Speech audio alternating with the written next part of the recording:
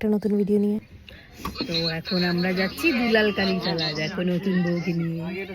আর আমার একটা মানুষ ছিল ঋষিকে নিয়ে, তাই জন্য আমি এখন আর যাচ্ছি। আর সেম শাড়ি পরেছি আমি একই কারণে, কারণ কি এই শাড়িটা পরে আমি মানুষ করেছিলাম। এইটা হচ্ছে রাই। তো মাসির বাড়ি থেকে দুলাল কালীতলার ডিস্টেন্স হচ্ছে আধ ঘন্টা মতো, কাছাকাছি আছে, বেশি দূর নয়। তো এই মন্দিরটা না মা কালী খুবই জাগ্রত। লাস্ট ইয়ার এসেছিলাম ডিসেম্বরে, 15 ডিসেম্বরের পরেই এসেছিলাম, নিশার বিয়ের পরে। তো ওই টাইমে নতুন এখানে আসে, নতুন বিয়ে করে যারা আসে তারা আসে, আর বাচ্চার জন্য মানত করতে আসে, আর যাদের বাচ্চা হয় তারা বাচ্চা নিয়ে আসে এখানে।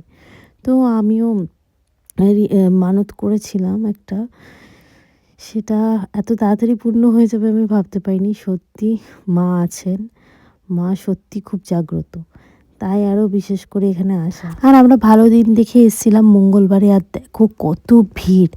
লাস্ট টাইম যখন এসেছিলাম তখন এত ভিড় ছিল না, মানে তখন কম ভিড়ই ছিল, ফাঁকা ফাঁকাই পুজো দিয়ে দিয়েছিলাম, সকাল সকাল এসেছিলাম।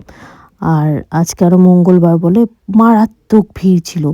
আর এটা হচ্ছে ঋষির ফার্স্ট টাইম মন্দিরে আসা। তো আমি ভেবেই রেখেছিলাম ওকে ফার্স্ট টাইম মন্দিরে নিয়ে গেলে এই মন্দিরেই প্রথম নিয়ে আসবো, কারণ কি আমার এখানে ওর জন্য মানত করা ছিল ও জন্মানোর আগে।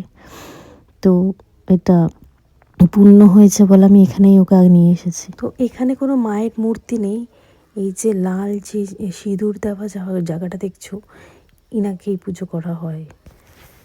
এখানে যেখানে কবুতরগুলো উড়ে বসেছে, এই কবুতরগুলো একজন এসে দিয়ে গেল, আবার আরেকজন দেখো পিছনে এসে কবুতর দিচ্ছে। আমি জানি না এটা কেন দিচ্ছে, কিন্তু এখানে দিল, দেখলাম অনেকে কবুতরগুলো কিন্তু উঠছে না, এখনই রয়েছে।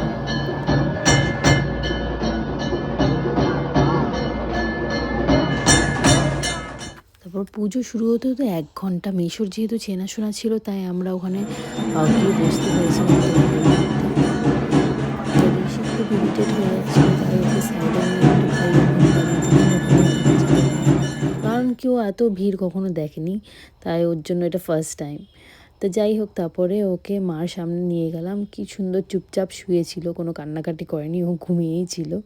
দিয়ে আমার যে মানতের গিফটটা দিয়েছিলাম সেই গিফটটা খুললাম আঁচলে দিয়ে, তারপরে আমি মাকে থ্যাংক ইউ বলে দিয়ে চলে আসলাম।